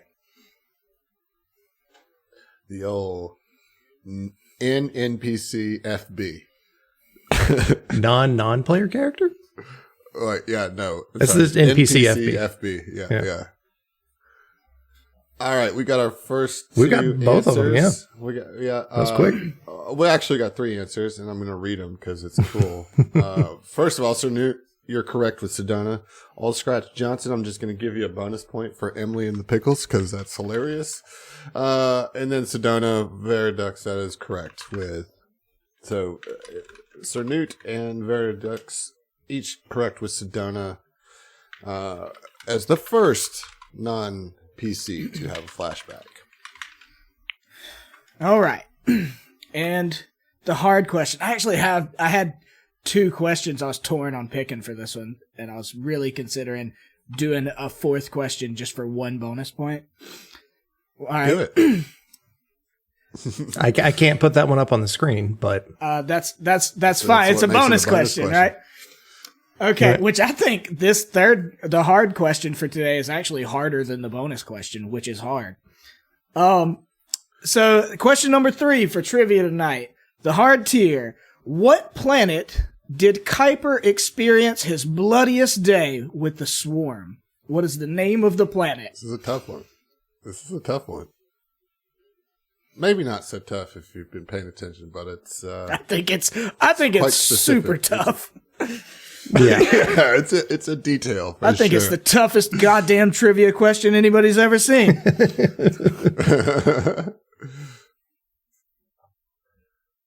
Planet Swarm.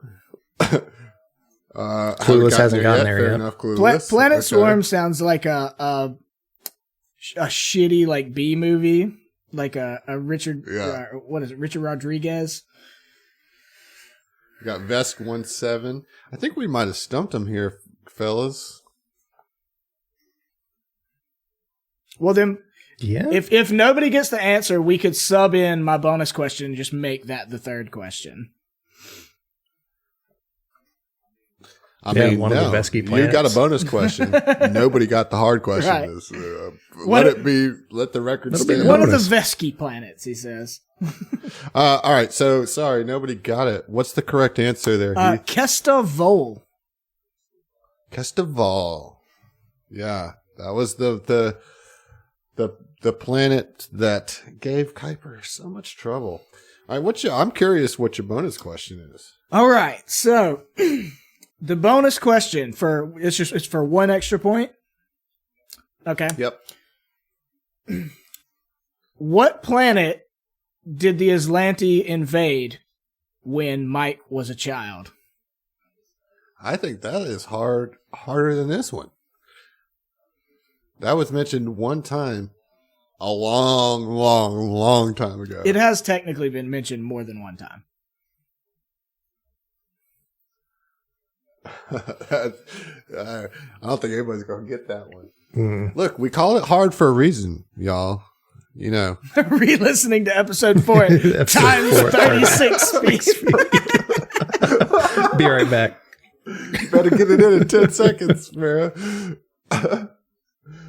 I think you stumped him on that one too, man. Yeah, I feel like that. I'm glad that was a bonus question because I feel like it's a little tricky because Adam butchered the pronunciation of it when he first did the flashback. All right, so the answer is Najin Korazayas, or Najin K for short. That is the research facility that Mike. It wasn't even a planet technically. Was it? Wasn't it just a research facility? I think we misnamed it as a planet to begin with and then realized later it was just a space station. Yeah. Got a little loosey-goosey with the canon in that one. But yeah, Najin Korazayas is where Mike was born and grew up until he was 8 years old and the Aslanti invaded and he was saved/kidnapped. Yeah. So, listen, the hard questions are hard for a reason. We don't typically expect most people to answer the hard questions. That's why they're the hard. So, Josh, what is our totals? So, the totals, even though Nusheo isn't here, still has 4 points. Old Scratch got that bonus point this time. We've got 2 points for Veridux. And 1 point for Egg. Wait, so Old Scratch had how many? 3? 3. Okay, yeah. so Nusheo still wins? Yeah, Nusheo with 4, Old Scratch with 3, Buster Knuckle, Pharasma saves, Sir Newt, and Egg with 1 each. All righty. Well, I'm really excited to announce Nusheo, though he won't be able to find out till later, is going to get one of our brand new Dirty 30 t-shirts. Oh shit! What? We got new T-shirts. Nobody told me that you guys were doing Dirty 30. We told you we were going to make them without you because you wouldn't let us. And the shirt's actually up on the stream now, or the logo for it. Yeah, and I just love that it's the 3 is just written over the 2 for the 20. It's real dirty. Now, for those of you who didn't win this, if I remember correctly, is this going to be something that's sold on our store, or is this a Patreon reward? I'm pretty sure we're putting this one on the store. Okay, we should because people will buy it. Yeah, I think this. This is a good one, and I like it. Emily put this design together, and I do approve of this design, despite my hatred of Dirty 30s. I think it's hilarious. This is really, really great. So Shaya is going to get one for free, and expect that to be on our merch store soon. Yeah, I'm excited about it. And I will say, I wanted to give away one of the sweet titanium mic neck gaiters that I recently got one of, but when I found out that there was the Dirty 30 t-shirt option, it's like, all right, we'll do that. Well, this isn't the last time we're doing the trivia stuff, so so we start over. It's the board's clean. And so if you want to win, I mean, we're going to give away stuff, like real stuff. So if you want to win, show up for these TOMTalks, and it'll be the next 3 episodes, and then there'll be a winner at the end of the next 3. So that's how we do this. Nice. All right, so guys, we've got one more thing left, and that's listener questions. And I hate to do this, but I have to go pee. I'm not going to make it through listener questions if I don't. I tell you what. Let's make the producer, since he had such a faux pas at the beginning, handle this bit while you and I go pee real quick. Josh, you got it. No, that's not fair. Talk amongst yourselves. That's fine, man. I can talk to myself. You all just day. need to shoot the breeze for a second until we can come back and do listener questions. All right, chat. How is everyone doing? Talk to me, because I've got a couple minutes to. Well, I don't know, probably 8 minutes for Adam. Because he's about to turn 40. He's still young and spry, so surely he won't take too long. So Newt, you're saying you're a little bit drunk. Actually, you know what? How would everybody feel about popping over to Discord afterwards to kind of talk? Due to this icy weather, I am remote working, which I don't know exactly how that works with airplanes. They don't fit inside my house, so not sure what I'm actually going to be doing. Maybe some paperwork. I think I've got an evaluation I need to do on somebody. I've got plenty I can take care of. Let's see. Viradux says, wish I could have a child who likes waking at 5. Oh, no, I'm fine, man. You can keep going. I figured you'd be a while being, about to turn 40 and all. All right. I told him you'd be about 8 minutes. I mean, that's unnecessary. I don't know. You sure you're finished? Don't know. Oh, damn it. That's why I got my diapers. Oh, man. I love you, bud. Silence. Do we have some good questions? Yeah, we got some decent questions coming up. Cool. What are you drinking? This is a Dr. Pepper and Vanilla Crown. Okay. It's pretty great. Yeah, it sounds pretty good. I mean, I like both of those things a lot. So. Yeah. Like, I was genuinely surprised at how good they mix or how well they go together. Good they go together? I don't know. How together good they go? Yeah, that. Okay, so listener questions. Sorry, folks. Yeah, sorry. When nature calls, I actually almost unplugged my computer. I tripped and almost busted my butt right here by the computer. Coming back. It's fine, man. We would have finished the show without you. I'm gunning for host anyways, so. You can't even handle producer. Get out of here. Exactly. I'd be a better host. Not necessarily better than you. I'm just saying. Yeah, I hear you. Wait till the next time Mike needs to in harm's way you on the show. Come on, man. Player knowledge, character knowledge. Don't bring that in. Petty. All right, so let's do this. Listener questions. What do we got? All right, first one is from Sput, who just recently showcased Foundry to us. He's done a lot of work on, I believe, the Starfinder module for it, or is big into that community and has been amazing help with us, showing us around Foundry and how it works and everything. But he asks, how much of the flashback do you feel should come from the GM and how much from the player? Would you do anything that's a surprise to the player whose flashback it is? I know the answer to that one because Adam surprised the shit out of me on my first flashback. On the first one, yeah. I think it just all depends on the flashback, really. I think that if the player has a story that they really want to tell, and they're motivated to do it, like, I try not to get in the way of it, So, for instance, with Kuiper, John has a pretty solid vision of what Kuiper's story is. And so my input is to kind of apply the editing knife to it and direct the focus to what the relevant parts are, as he's coming up with it, and so I have very little to do with that one. But then, like, with something like Mike's first flashback, Heath gave me his whole story, but I changed a piece of it to surprise him in the flashback, And I like to do that from time to time. I certainly like to surprise the other players at the table and try to provide some surprise for the player themselves, whose flashback it is, when I can. But really, the backstory is the player's. That's their story, And so, unless there's a particular need for me to come in, I try to just guide more than control it, Yeah, I think also with me personally, like I've said before, I like to write a big backstory and stuff like that.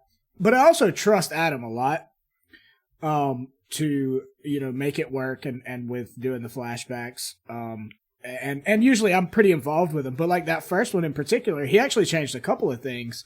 And one of them ended up changing my character's age. And I was like, honestly, a little irritated about that at first. But it made more sense because when I wrote it, the character was 5 when that happened, but he was like, doing a bring your kid to work day or whatever. But we needed the story to express that Mike was at least old enough to kind of start picking up on some of the engineering and mechanical skills that his dad had. And as a 5-year-old, it was a lot less believable that was the case. And 8 is still like, that's an attentive 8-year-old, but having worked with a lot of 8-year-olds, like they're smarter than you think, but I actively said, don't give me 5-year-olds for that very reason, but yeah, there's just a lot of trust that goes into it. And even if you don't think that sometimes like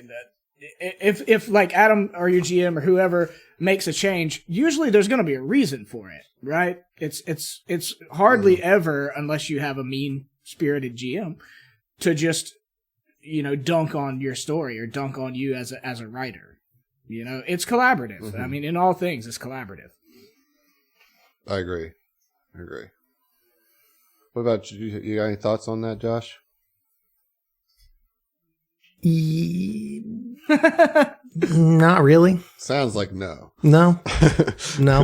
I mean, I do remember Heath being, I don't know if mad is the right word, but the change, the flashback you guys are talking about, I remember Heath being pretty impacted by it because of the shock. Well, that change. Well, not that. There was 2 big changes, and one of them was the death of a backstory character. Yeah. That like floored me. And, that's what I was talking about. But that was awesome. Like the surprise of that made it so much more impactful for me. And I wasn't mad about that. I mean, I acted like I was mad because that's my sense of humor. But I was like, I can't believe you killed yada yada yada. He was more mad about that. I was way more mad about him changing my age. He was way more upset about that. He's like, that makes Mike like 48 years old. I'm like, it's fine. He's a lizard. He's fine. He's a boxer. He's good. He's in good shape. He's fine. It's all good. But yeah, to answer your questions from the collaborative, like Heath said, I think it's important because your character's backstory is the player's story. That's not the GM's. The GM is supposed to help fold the player's backstory into the main story, not say, oh, your backstory is no good.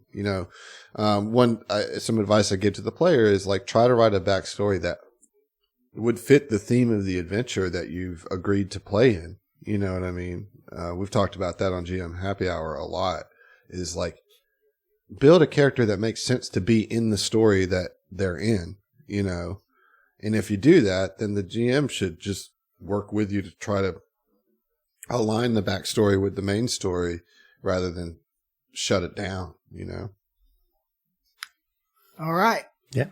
All right. So question number 2 comes from New Sheo. Would you recommend doing flashbacks in a home game? I mean, I don't think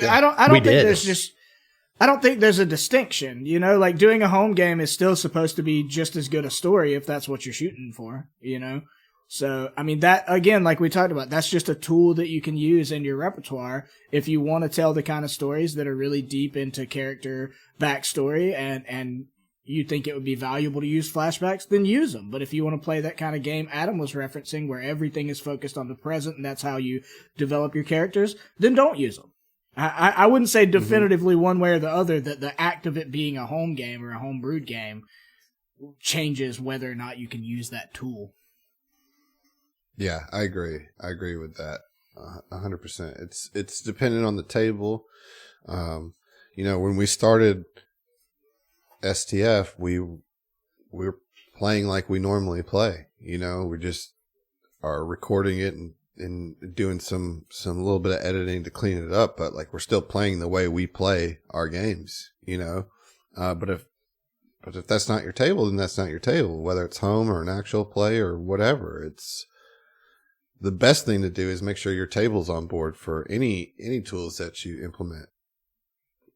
Yeah, talk to your players. Players, if you want to see it happen, GM might not think to do it, so pitch it. If you feel like it'd be a good idea for the table. Yeah.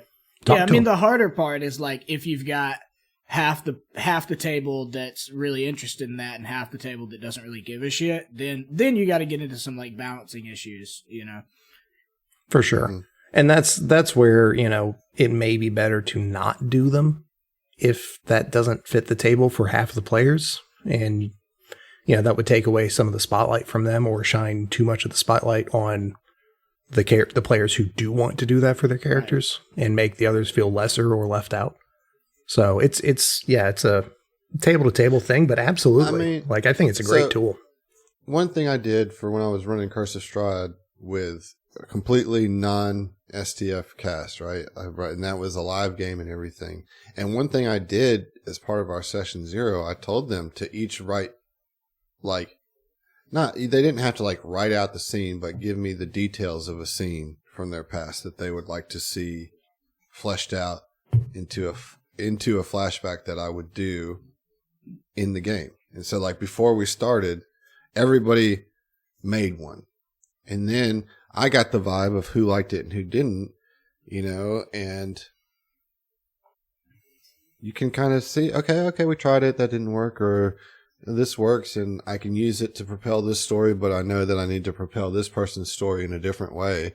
We talked about the flashbacks potentially creating star players, but a good GM can elevate some players with flashbacks and elevate the other players at their table using different methods that's more conducive to that player's style. You can combine these things. Just, you got to make sure you spread that attention and so if you're going to give somebody a 10-minute flashback, then you need to give this person a 10-minute in the present scene, something that they can really feel effective and meaningful in doing.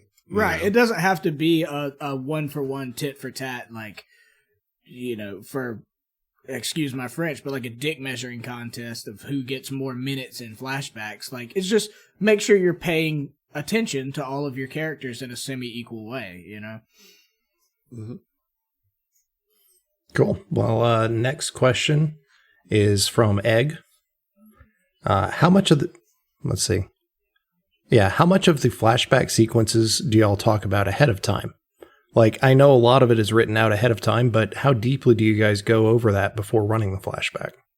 I don't mean to speak for Adam, but that's really a issue by issue kind of thing. Cause I know for me, there's been some that me and him worked on together. And then there's been some that I just completely wrote, and just presented to him, So, if I feel like it's much more do you need the GM's help on something? Then get it, do you need to figure something out that's going to require the GM, making an exception or okaying something that you aren't sure about? Get the GM's help. But the GM can also be like, hey, dude, I know you already have a decent bit of backstory written, so give me this one specific flashback and how you want it envisioned, and I'll read it. I'll put it out there, Mm-hmm.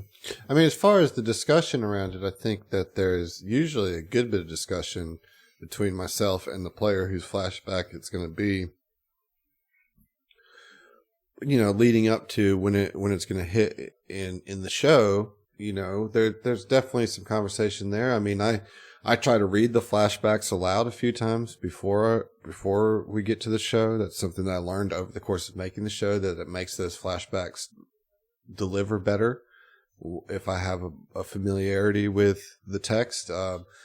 I certainly go through every flashback before it makes it to the show just to run a proof over it and just to check for continuity stuff or anything like that, So, for example, Heath would write, he's like, I got one, cool, and he'll send it to me and I'll just read through it and be like, okay, this is all good. And if there's a couple notes I'll make it and, make adjustments as necessary. But like, it's a back and forth conversation always, like we're talking about everything all the time, like we're talking about potential character decisions made in the future, not so much plot wise, because I keep all that pretty close to the chest, but like, what their builds are going to be. And so, as we like flavor and RP the mechanics of the game, particularly level up. So if I know that somebody's going in a certain direction, I'm like, ooh, well, maybe we can do a flashback that kind of builds towards that, and we'll have a conversation about that. Or it's just always a conversation. Next right, question. So, next question. Sir Newt asks, do you guys create multiple flashbacks and wait for any of their appropriate triggers? Or do you prefer to create/trigger them sequentially? That's a tough question. I can't speak for everyone, but I don't think any of us are actively writing like 3 or 4 flashbacks at a time and waiting until we can jump them in, John with Kuiper has been. He's got like a whole document of like particular flashbacks that he wants to do. Now, some are more developed than others. Some of them are just like concepts and like a bunch of like notes that he's made to kind of, inspirational notes to use when it gets time to like tell that part of the story, and then he'll go and actually write it out. But I think Kuiper is a unique example in STF. Most of the time it has not been that way. It has been, as I said, we're starting to get into this particular vibe in the story, and I know particular things about your character's backstory. I think this would be a really good time to flesh that part out. And so let's do that, and then whatever level of joint work on that goes into it, it's usually, hey, there's a reason for your character to have a flashback now. Let's do that. Yeah, and then it's just focus on that one and get it knocked out to your own satisfaction, and then we'll have a conversation about it. Yeah, so that's kind of already answered the follow-up question that Newt had, which was how far in advance do you write your flashbacks, and how many revisions do you usually do before debuting them on the show? It depends mostly. I say as far as revisions, that depends mostly on the level of impact on the meta story that particular flashback has. If it's more something that's very specific to a very specific like character trait that doesn't really affect the meta story in a way, that's going to get less revisions. I'm basically just going to make sure that syntax is right and that it has a flow. But like Xeno's flashbacks, I like went over with a fine-tooth comb because those had like implications to the greater story. And so I wanted to make sure the details were right on that, so it just depends on the level. Just depends on how important your character is, Oh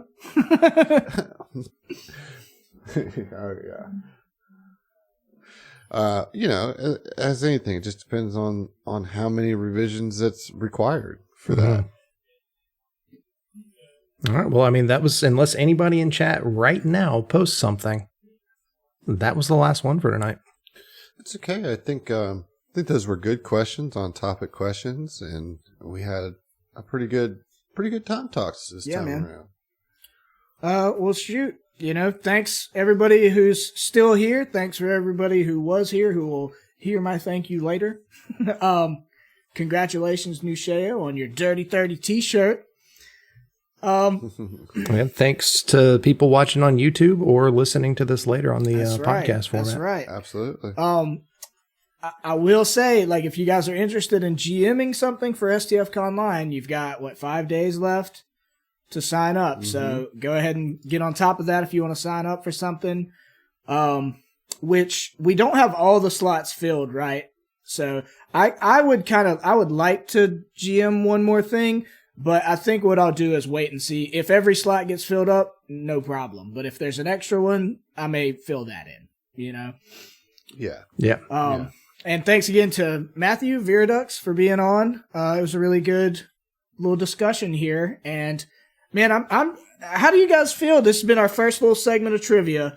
3-piece trivias or whatever, but that's also our first 3 episodes of Tom Talks. I'm really enjoying hanging out with you guys, and getting a more regular experience doing this and getting the crowd engagement a little more, we don't have to get you to give us listener questions days in advance and all that.